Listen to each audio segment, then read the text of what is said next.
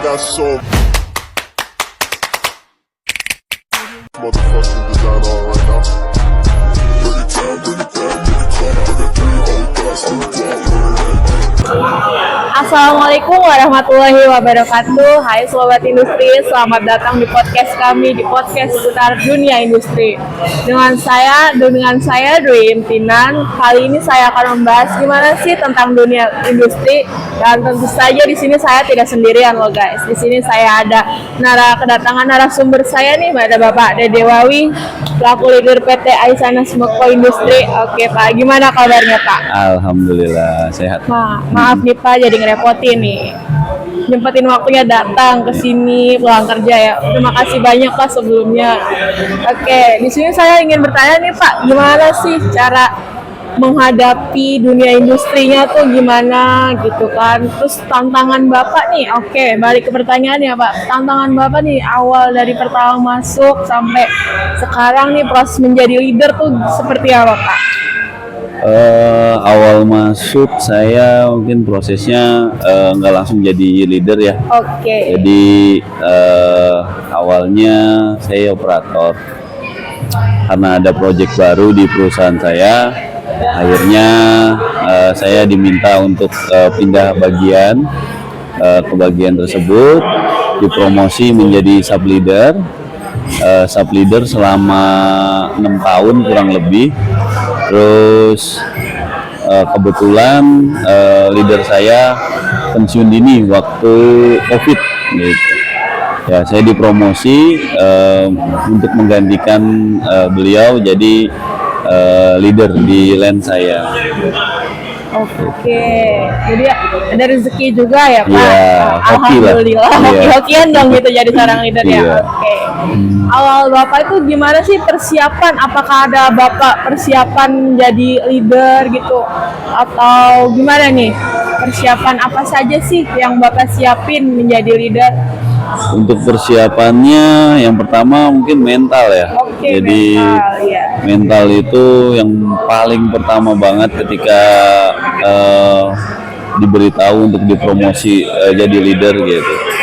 Jadi perasaannya gimana tuh pasti? Oh kamu saya angkat ya, saya promosiin tuh gimana tuh perasaannya tuh?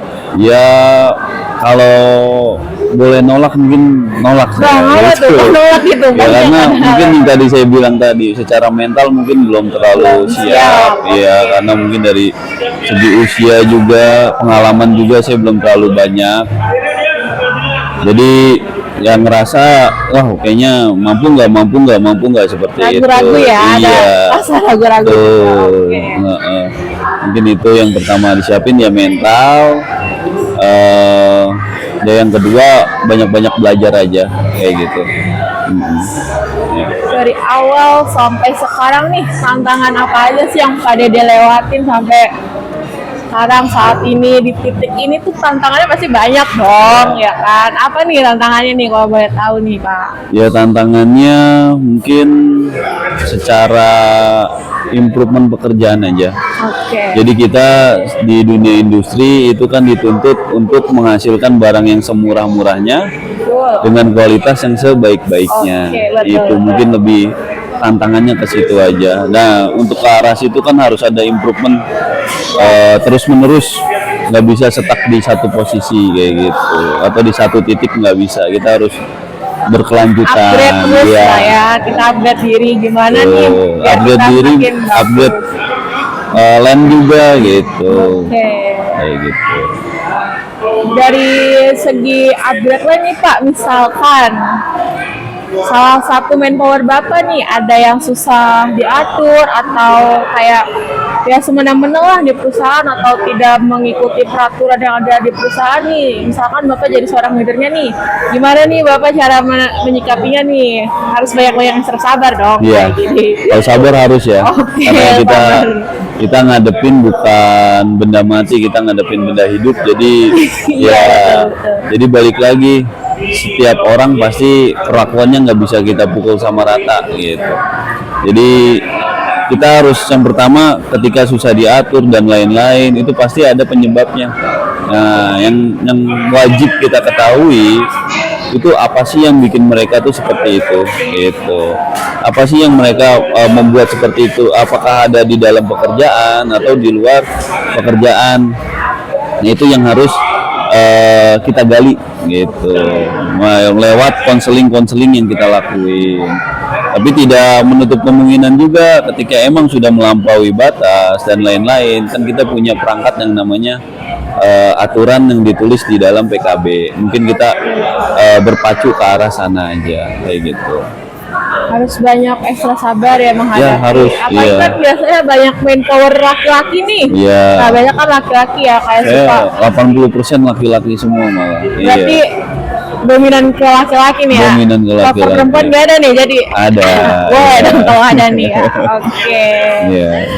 Oke, baik Pak. Selanjutnya nih, jika ada manpower baru nih, misalkan pasti kan buat engine, terus Bapak juga pasti dapat teguran dong dari atasan Bapak. Gimana sih kok banyak engine kayak gitu? Cara Bapak menyikapinya nih gimana nih?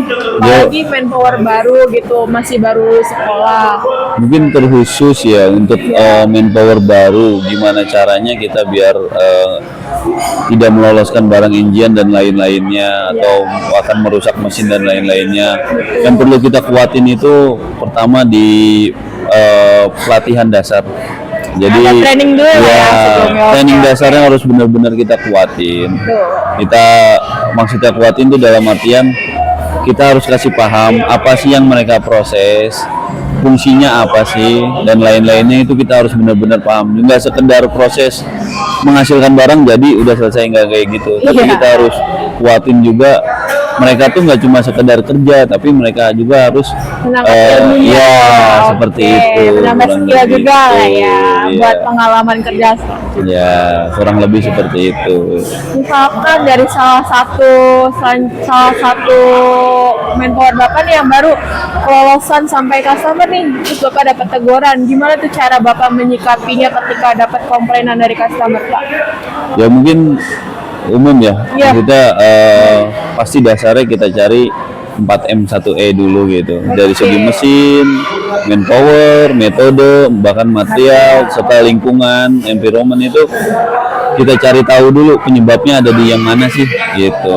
Ketika mesin, kita wajib melakukan improvement agar hal serupa atau hal tersebut tidak terulang lagi. Ketika itu terjadi di manpower, yaitu kita harus cari tahu bukan siapa yang melakukannya, tapi kenapa bisa melakukannya, agar hal seperti itu tidak terulang kembali di kemudian hari. Jadi dipakai itu yang namanya why seperti itu. Kenapa ya? Kenapa? Ya. Kenapa dan kenapa? Kok bisa kelolosan? Karena kecapean. Kenapa bisa kecapean? Karena Lembur terus nih. lembur Banyak terus dan lemburan berarti lain-lain. ini ya. Oke, siap. Mungkin itu yang kita gali. Jadi kita pangkas itu, kita perbaiki itu bukan pangkalnya tapi dasarnya gitu, bukan ujungnya siapa yang melakukannya tapi kenapa dia melakukannya itu. Jadi Mungkin.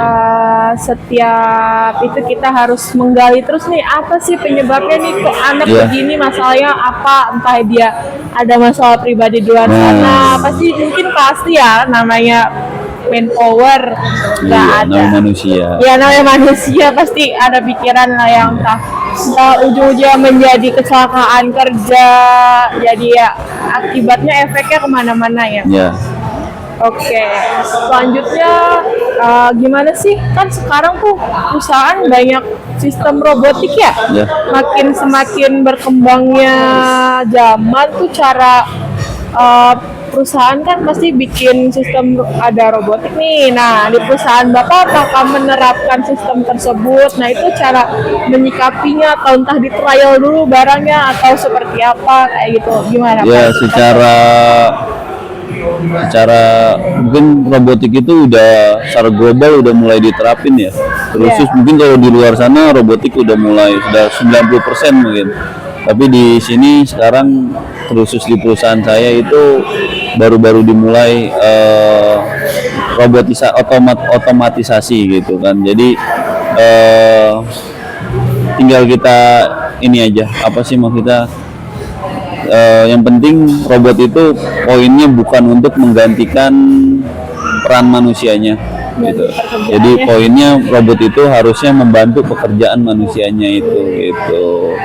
Yang paling penting di situ. Baik. Selanjutnya nih Pak, boleh nggak sih saya nih juga sebagai operator produksi nih pengen tahu gimana sih cara tipsnya nih, siapa tahu Pak Dede punya triknya nih, motivasi buat teman-teman di sana, siapa tahu ada ingin ya suatu saat nanti ya pastilah nggak ada yang namanya nggak pengen jadi seorang leader atau bos di perusahaan. Nah, gimana nih Pak Dede tipsnya nih menurut Pak Dede pribadi supaya menjadi seorang leader yang baik tuh gimana tuh? Boleh sepil-sepil dikit lah ya. Tips menjadi seorang leader apa biar jadi seorang leader? Biar jadi seorang leader. Oh, itu ya. Biar jadi seorang leader. Banyak-banyak doa kali ya. Banyak doa nih. Iya. Terus hobinya apa nih Pak? Ya pokoknya intinya poinnya satu, kerjain aja semaksimal mungkin apa yang jadi tanggung jawab kalian semua. Maksudnya apa yang jadi tanggung jawab kita itu kita kerjain dengan sungguh-sungguh gitu. Karena ya prinsip dasarnya apa yang kita semai atau apa yang kita tanam itu yang akan kita tuai nantinya gitu. Ketika kita nanam hal baik, insya Allah hasil yang kita dapetin juga baik, entah itu pekerjaan yang layak atau bahkan promosi jabatan, itu pokoknya sesuatu yang baik buat kita, intinya kayak gitu aja. Oke. Iya. Kita harus banyak menanam terus ya Pak. Tuh, Siapa nanamnya tahu- nanam kebaikan. Oke, Iya. bukan yang lain ya. Bukan jangan. Oke. Iya. Mungkin cukup pertanyaan dari saya Pak. Terima kasih banget atas waktunya sudah menyempatkan datang ke sini untuk memberikan suatu ilmu ya kali ya buat teman-teman di luar sana jika pengen tahu nih gimana sih prosesnya menjadi seorang leader tuh bisa tonton di podcast kami. Oke. Terima kasih guys. Berhubung waktu sudah lama nih bercakap dengan Pak Dede ya. Mengganggu waktunya juga ya Pak. Jadi saya akhiri cukup, mungkin bisa kalian tonton nih kalau menjadi tutor seorang leader, kalian bisa tonton terus. Siapa tahu kalian punya kritik dan ingin komen bisa komen di bawah ini. Oke guys, bye bye.